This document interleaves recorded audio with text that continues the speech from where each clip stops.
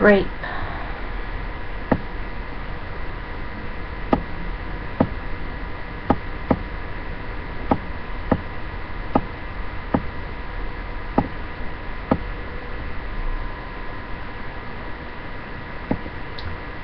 I was supposed to start my series on betrayal by family this week, but I somehow was on YouTube and I saw the girl that plays Spencer from Pretty Little Liars, which I love Pretty Little Liars. But anyways, she was on Wigs, you know, the YouTube channel thing, Wigs, and so I watched it just because Spencer, the character, was on there. So yeah, I watched and cried. I wasn't in the army or anything and raped, but I was raped and assaulted just in my life.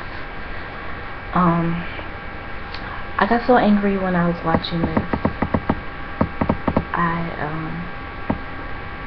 And then when she said she will embrace the suck, it made me even more angry. The ending was really realistic. I mean, when I was raped, I didn't tell anyone for a long time. But I remember running to catch the school bus and my binder had fell down somehow and I didn't realize it.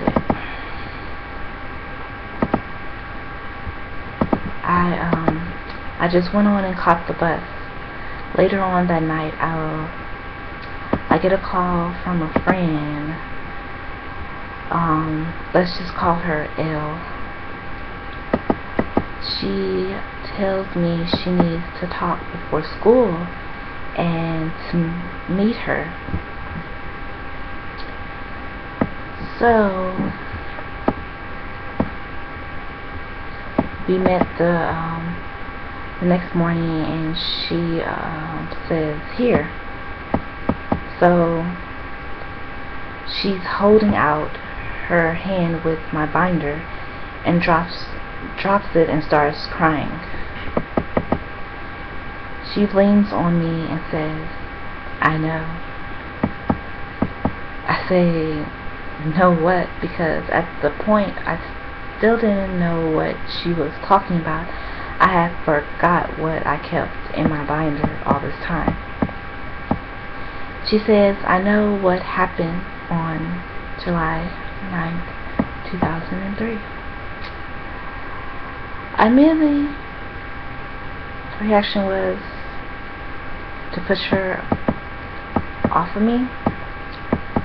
But then she said, "It happened to me too."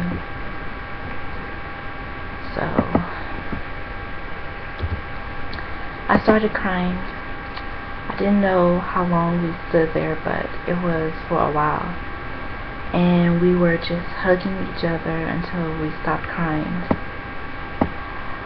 I remember us somehow ended up on the bench and she told me what happened to her. Me and Elle had been friends for years, but we had lost touch in between, and this was why. When we were in middle school, like 6th grade, like I think towards the middle school, 6th grade, and it was sometime in 6th grade. It was like she was gone. I called her several times but got no answer, so I thought she just moved away. Then it was like 9th grade, she was there again. When we were in 6th grade, she had been hanging out with some older people and some guys ran a train on her. She didn't get pregnant because she hadn't even started her period at the time, and she didn't end up with any STDs or anything. She started having problems, so her mom, they moved away. Me, on the other hand, I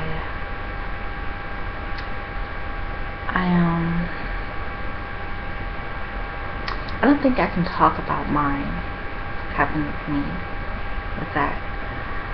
I really never talked about what happened to me, but I wrote it down and kept it in the binder that Elle found.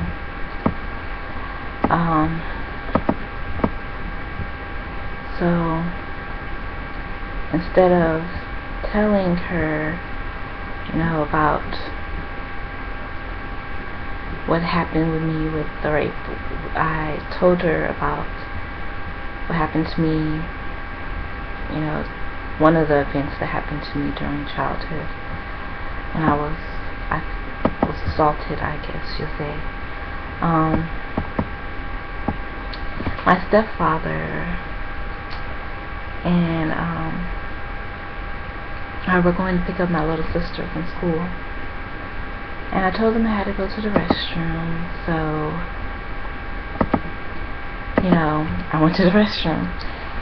And when I get out the restroom, he was out the car, and he's like came up to me, and he was yelling at me,